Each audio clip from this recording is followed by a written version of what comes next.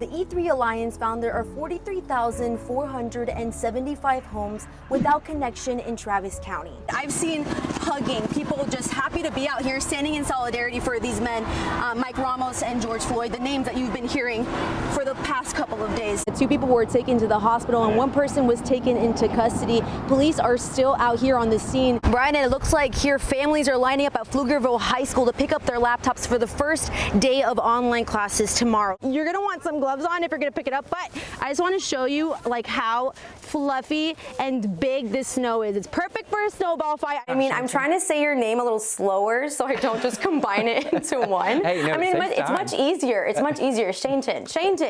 Tell us more. Shaneton. Austin Fire says they had to aggressively attack the home to get to the victims. I want to show you what the house looks like now. They say it is devastated on the inside. If you call 911, there is a delayed response. So they are trying to get to you as fast as possible. But of course, these roads are slick right now, even for the first responders. Nowadays, everything is on the go. People are always busy. People are always rushing. But what do we do to take care of ourselves? Once that gas was deployed, we saw them all running towards APD. And we were pretty far back, and that's when we started to feel the effects of the tear gas as well. We had to move back.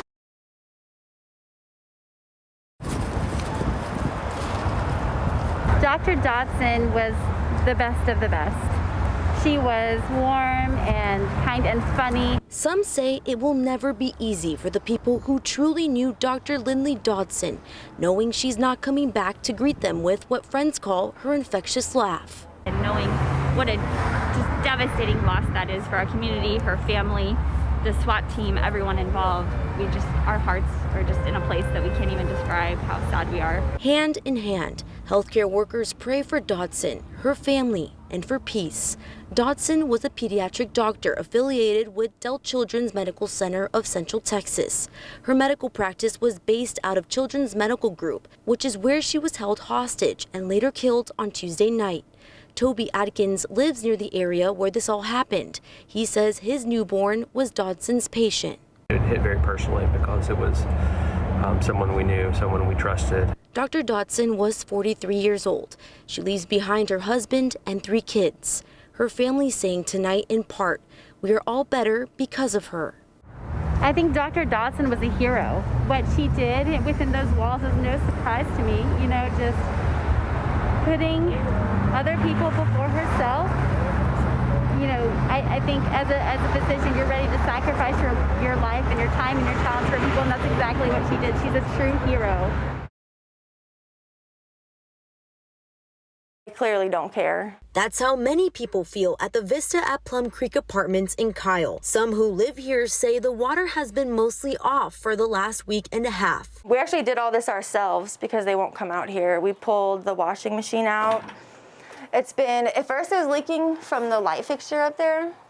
As you can see, my roommate, he pulled it so it wasn't just like filling up inside of the electrical wiring. Nobody would come here and look at it, so we just kind of took things in our own hands so we don't start a fire. At one point in the middle of this interview, the water did turn on in Sierra Norell's apartment without a notification. Why did they turn the water on and not say anything so I could have been looking? Leaving Norell's bedroom soaked with leaking walls. She lives here with her 3-year-old, her fiance, and roommate. And all they can do right now is move things into piles so they don't get ruined. It's the same story at Carrie Reeves' Vista at Plum Creek apartment. Every day going out trying to find water. It's just been basically a tragedy. I mean, without water, you can't survive. The city of Kyle's boil water notice was lifted on Monday, but Reeves says she's still boiling hers. And Reeves and Norell say they don't know how long this will last. What have you gotten as far as help from the apartment? None. Absolutely none. I've had people coming in all through the day, coming out, spending about 5 minutes, and then walking out.